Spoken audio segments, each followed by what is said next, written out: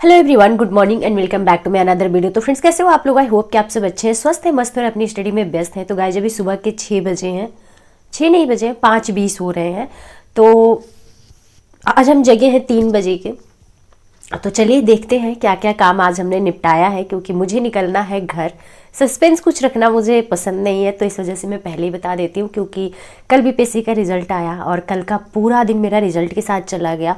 मैं जब भी कहती हूँ आप लोगों से कि पेपर एनालिसिस करिए, जब भी मैं आपसे कहती हूँ कि जब आपका रिजल्ट आता है कहाँ पे गलतियाँ रह जाती हैं, शायद आज से 2 साल पहले मैं भी नहीं समझ पाती थी, मैं भी उन गलतियों को इग्नोर करके आगे बढ़ जाती थी। ये आदत ही नहीं थी कि अपनी गलतियों के साथ समय बिताएं, क्योंकि अपनी गलतियां खुद को बिल्कुल पसंद नहीं आती हैं। वो लगता है कि हमसे ऐसा कैसे हो सकता है, हम कैसे गलत हो सकते हैं। तो ये भावनाएं आना स्वाभाविक है, लेकिन कहीं ना कहीं कुछ ना कुछ गलतियां हो रही हैं, जिसकी वजह से 1 नंबर या आधे नंबर या जिस एग्जाम में नेगेटिव मार्किंग होती है उसमें पॉइंट से रिजल्ट रह जा रहा है। तो क्या गलतियां हुई उसको समझने में पूरा दिन निकल गया। दूसरी स्टडी मैंने कुछ की ही नहीं, पूरा दिन बुकलेट के साथ, पूरा दिन ओएमआर सीट के साथ मेरा निकल गया। तो कहाँ पे क्या मिस्टेक रहा, क्योंकि रिजल्ट आने से पहले मेरा 69 बन रहा था, जब रिजल्ट आया तो मेरा 67 आ गया और कट ऑफ आपकी गई है 68। तो इस दुविधा में दिमाग घूमता रहा पूरे दिन। पूरे दिन ये नहीं समझ आ रहा था कि हमने गलतियाँ कहाँ की है, लेकिन पूरा दिन बिताने के बाद ये बात समझ आ गई कि हमने गलतियाँ कहाँ की है। उसके बाद ही ये जो कॉन्फिडेंस आपको दिख रहा है कि मैं कैमरे को फेस कर पा रही हूँ, आप लोगों के साथ उस चीज़ को बेझिझक शेयर कर पा रही हूँ, बिना किसी अफसोस के साथ कि हाँ ठीक है, 1 नंबर से मेरा रिजल्ट रह गया, और विथ प्रूफ, क्योंकि मेरे पास मेरी ओएमआर सीट है, साइड में मैं लगा दे रही हूँ, आप लोग देख सकते हैं।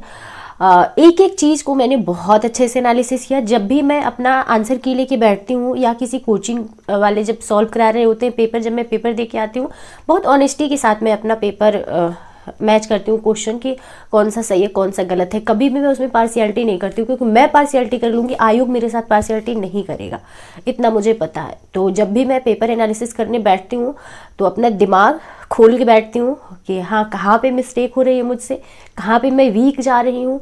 और शुरू से आप लोग अगर मुझे फॉलो कर रहे होंगे तो एक चीज़ आप लोगों ने नोटिस किया होगा कि मेरे अंदर जो वीकनेस है, जो सब्जेक्ट हमें नहीं पसंद है या जिस सब्जेक्ट में हमारी थोड़ी पकड़ कम है, उसको मैं बेझिझक बोलती हूँ कि हाँ इस चीज़ में इंटरेस्ट मेरा कम है। जैसे मैथ हो गया, साइंस हो गया, ये सब चीज़ें पढ़ना मुझे थोड़ा कम पसंद है, मैं नहीं पढ़ती हूँ, या कह सकते हैं कि बहुत कम टाइम देती हूँ। टाइम देती भी हूँ तो जितना मैं हिस्ट्री को, पॉलिटी को, जियोग्राफी को समझने में टाइम देती हूँ, उतना शायद मैं साइंस को नहीं देती हूँ, मैथ को प्रैक्टिस में नहीं देती हूँ, जिसकी वजह से ये मेरे सब्जेक्ट वीक है और ये मेरा एक वीक पॉइंट है। तो वो चीज़ें मैं बेझिझक शेयर करती हूँ, क्योंकि अपनी खामियां जब तक आपको नहीं पता होंगी तब तक आप उस पर काम नहीं कर पाएंगे। तो इस वजह से आज का मेरा पूरा दिन कुछ ऐसे गया है, जिसकी वजह से ब्लॉग नहीं आ पाया, क्योंकि जब हमने पूरे दिन स्टडी ही नहीं की तो ब्लॉग क्या शेयर करूँगी आप लोगों के साथ। तो रिजल्ट का एनालिसिस करने के बाद दिमाग में ये बात आई, क्योंकि आप लोगों ने आरओ का देख ही लिया कि पेपर पोस्टपोन हो गया, तो मैंने सोचा कि चलो 6-7 महीने से घर नहीं गए हैं तो एक बार घर जब वो आते हैं, मम्मी से मिल आते हैं, क्योंकि सबसे बड़ी स्ट्रेंथ मेरी वही है। मुझे ऐसा लगता है कि जब मैं थोड़ा सा वीक पढ़ने लगती हूँ या जब थोड़ा सा ज़्यादा हर्ट हो जाती हूँ ना, तो मुझे अपने सामने मेरी माँ चाहिए। तो चलती हूँ, मम्मी से मिल के आती हूँ, फिर वापस से उसी एनर्जी के साथ स्टडी स्टार्ट की जाएगी, और जो कमियाँ इस बार रह गई थी उसको नेक्स्ट टाइम सुधार के आगे बढ़ेंगे, ताकि बहुत बेहतर रिजल्ट लेके आए। और इस बार कट ऑफ का रोना था, नेक्स्ट टाइम कट ऑफ का रोना नहीं होगा, ये प्रॉमिस है मेरा। सुबह के 5:25 हो रहे हैं और ये खुद से किया गया प्रॉमिस है कि नेक्स्ट टाइम ये गलती बिल्कुल भी नहीं दोहराएंगे। और जैसे सीटेट का रिजल्ट बैक टू बैक लेके आए हैं, जैसे यूपी टेट का रिजल्ट बैक टू बैक लेके आए हैं, वैसे अब ये सारे रिजल्ट भी बैक टू बैक आएंगे, ये मेरा प्रॉमिस है आप लोगों के साथ।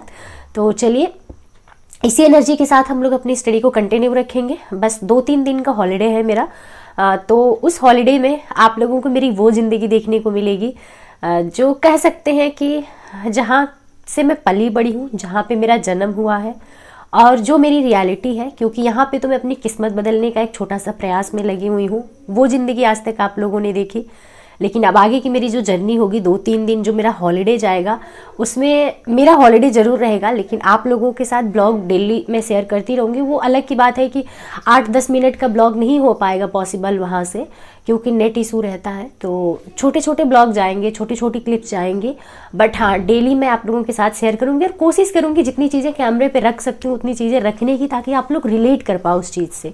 क्योंकि अब मुझे ऐसा लगता है ना कि वो शायद पहले मैं अलग नज़रिए से देखती थी, अब मेरा नज़रिया थोड़ा चेंज हो गया है।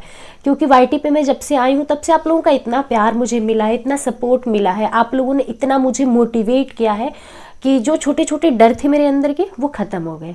वापस से वो रीचा आप लोगों को देखने को मिल रही है जो आज 5 साल पहले थी, कह सकते हैं 2017 से पहले जो रीचा थी कि ऐसे क्विकली कुछ भी कर लेंगे, चाहे जितनी टफनेस आएगी ज़िंदगी में, अरे निकल लेंगे, कोई दिक्कत नहीं है, कुछ चीज़ें नहीं आती हैं सीख लेंगे, कोई दिक्कत नहीं है, ऐसा एटीट्यूड हुआ करता था। तो उस एटीट्यूड वाली रीचा आपके सामने आ रही है। तो आई होप कि आप सबको मेरा ये एटीट्यूड पसंद आता होगा, क्योंकि एक एस्पिरेंट के अंदर ये ललक होनी चाहिए कि हाँ ठीक है, नहीं आती है मुझे चीज़ें, हम सीख लेंगे, नहीं आता है कर लेंगे, इस टाइम रिजल्ट नहीं बना, नेक्स्ट टाइम लेके आएंगे।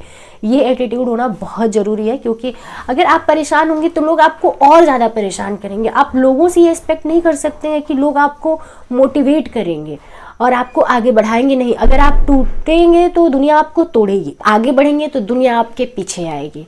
तो ये दुनिया का रूल है, दुनिया का जो काम है वो करने दीजिए, जो अपना काम है वो हम लोग करते हैं। तो जिनका भी रिजल्ट बना उनको बधाई, और जिनका रिजल्ट नहीं बना नेक्स्ट टाइम बेस्ट करेंगे, बेहतर करेंगे, अपना 100% देंगे और रिजल्ट भी लेके आएंगे। तो टूटना नहीं, हारना नहीं है। कल लाइव में हम आए थे, बहुत सारे बच्चे थे, बहुत सारी लड़कियां थी, मेरी बहनें थी जिनका रिजल्ट नहीं बना, और वो पेन मैं अभी समझ सकती हूँ, क्योंकि 69 से 67 पे आ जाना और कट ऑफ का 68 रहना क्या होता है, उस चीज़ को मैं महसूस कर पा रही हूँ।